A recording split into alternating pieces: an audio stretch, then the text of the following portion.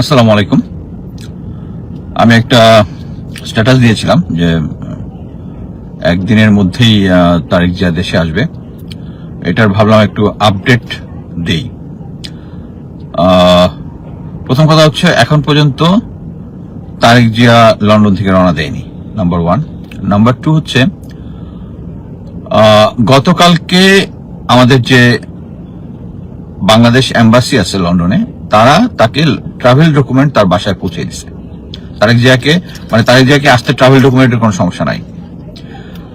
তারেক জিয়া যে বলতেছে যে তার এখন লাইফ থ্রেটেনিং, সো এই লাইফ থ্রেটেনিংটা এনশিওর করার জন্য, যেটা নেগোশিয়েট করার জন্য এসএসএফ, আপনারা সবাই জানেন, স্পেশাল সিকিউরিটি ফোর্স, যারা প্রেসিডেন্ট এবং প্রধানমন্ত্রীকে দেয়, বর্তমানে প্রেসিডেন্ট এবং চিফ অ্যাডভাইজারকে দিচ্ছে, তারা অলরেডি ম্যাডাম খালেদা জিয়াকে বিশেষ গুরুত্বপূর্ণ পার্সন বলে তাকে এসএসএফ এর সিকিউরিটি সুবিধা দিয়েছে। সেই অনুযায়ী এই একই সুবিধা এজ এন এক্সটেনশন তারেক জিয়াকে দেওয়া হয়েছে। At the same time airport এবং অন্যান্য এভার কেয়ার এনহ্যান্স করা হয়েছে। সো তারেক জিয়া কিন্তু বলতে পারবে না যে আমার সিকিউরিটি থ্রেট ছিল, এই জন্য আমি দেশে আসতে পারলাম না। এখানে একটা ইম্পর্টেন্ট জিনিস হচ্ছে, ম্যাডাম খালেদা জিয়া এখন খুব ক্রিটিক্যাল কন্ডিশনে আছেন। তাকে লাইফ সাপোর্ট দিয়ে, যেটা ভেন্টিলেশন, যেটা দিয়ে রাখা হয়েছে। এরকম একটা সিচুয়েশনে সরকার ব্যবস্থাটা নিয়েছে। অ্যাটলিস্ট কেউ যেন, বিএনপি যেন বলতে পারে না যে আপনারা আমাকে ট্রাভেল ডকুমেন্ট দেন নাই, আমাকে কি বলে সিকিউরিটি এনশিওর করেন নাই। এখানে যে জিনিসটা হয়েছে সেটা হচ্ছে, তাকে কে বা কারা, কোন গোয়েন্দা সংস্থা খাওয়াচ্ছে, আমরা ধরে নিই এটা ইন্ডিয়া খাওয়াচ্ছে। ধরে নিই না, অ্যাকচুয়ালি কিছু সার্কামস্টেন্সিয়াল এভিডেন্স আছে যেটাতে বোঝা যায় এটা ভারত এটা করতেছে। তাদের মেইন এইম হচ্ছে তারেক জিয়া দেশে না আসুক।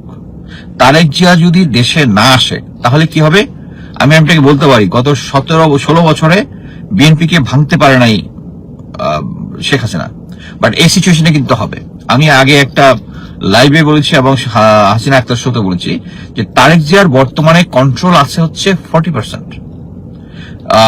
দলের উপরে। এই 40% এখন আপনারা যদি ভালোভাবে খেয়াল করেন, ফখরুল ইসলাম আলমগীর হচ্ছে মহাসচিব। উনি গত 2-3 মাসে কিন্তু মোটামুটি অনেক কন্ট্রোভার্সিয়াল কথাবার্তা বলেছেন এবং উনি আমার ক্রেডিবিলিটি লুজ করেছেন। This is a part of the plan. এবং কে এগিয়ে আসতেছে? সামনে এগিয়ে আসতেছে সালাউদ্দিন।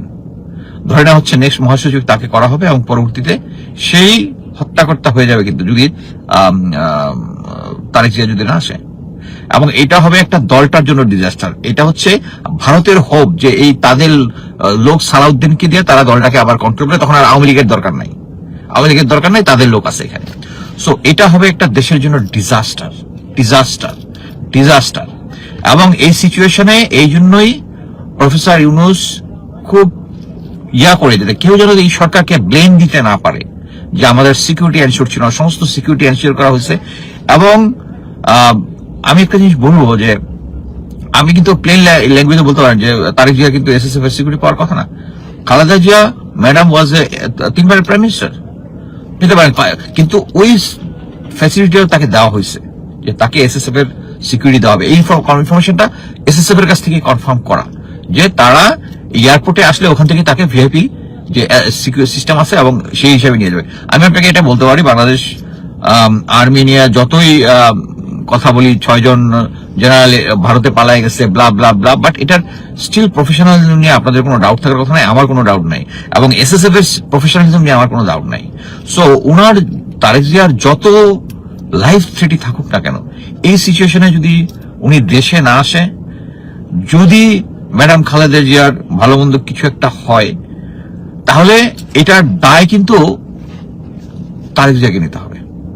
কাউকে বলতে পারবে না যে এটার জন্য আমি আসতে পারি নাই। এখানে দুইটা জিনিস, একটা হচ্ছে মা, এটা হচ্ছে তার মা, মায়ের একদম ক্রিটিক্যাল সিচুয়েশনে থাকলো না, মানে ছেলে থাকতে পারলো না।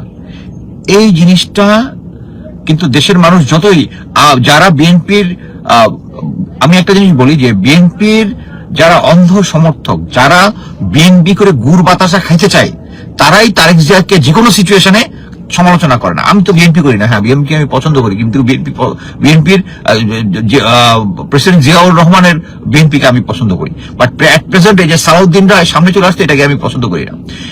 এই সিচুয়েশনে যারা অন্ধভক্ত তারাই তারেক জিয়ার কোনো সমালোচনা করবে না। সমালোচনা করতে হবে। আওয়ামী লীগ সমালোচনা না করতে করতে তাকে ফ্যাসিস্ট ইয়াতে নিয়ে গেছে। আপনারা এখন বলবেন যে আপনি এটা জানেন না, এখানে তার লাইফ থ্রেট আছে, life threat is more important. আরে ভাই, লাইফ ইম্পর্টেন্ট থেকে এখন মোর ইম্পর্টেন্ট হচ্ছে এই জাতীয় বা বিএনপি, বাংলাদেশ ন্যাশনালিস্ট পার্টি, যেটা দেশের ম্যাক্সিমাম লোক সাপোর্ট করে, এই দলটাকে টিকিয়ে রাখা, দলটাকে সামনের নির্বাচনের জন্য রেডি করা। আমি একটা জিনিস বলতে পারি, যদি ম্যাডাম খালেদা জিয়া না থাকে এবং তারেক জিয়া যদি দেশে না আসে, তাহলে it will B a disaster for the country. দল ইটসেলফ তো হবেই, but for the country, for the country. এখানে ম্যাডাম খালেদা জিয়াকে কিন্তু উনি একজন আর্মি হাউস ওয়াইফ থেকে শুরু করে কিন্তু উনি এমন একটা পজিশনে গিয়ে পৌঁছেছেন। এখন কিন্তু এই যে যতগুলো এখন বিরোধী দলকে, বিরোধী দল হচ্ছে বিরোধী দল বলবো না, মানে অন্যান্য দলের মধ্যে আছে জামাত ইসলামী কিন্তু চোখ বন্ধ করে ম্যাডামের সম্বন্ধে সব পজিটিভ, বাকি সবাই পজিটিভ ইয়ে করতেছে। বাট এরকম একটা সিচুয়েশনে তারেক জিয়াকে আসতে হবে। ম্যাডাম খালেদা জিয়া এখন যে পজিশনটা এসছে, দেশের লোকজন 100% লোকজন তাকে যেভাবে দোয়া দুরুদ করতেছে তার জন্য, এটা উনি অ্যাচিভ করেছেন। কি করেছেন? তার হাজবেন্ড প্রেসিডেন্ট জিয়াউর রহমান মারা যাওয়ার পরে আমরা সবাই দেখেছি যে কি তার জানাজায় কি পরিমাণ লোক হয়েছিল।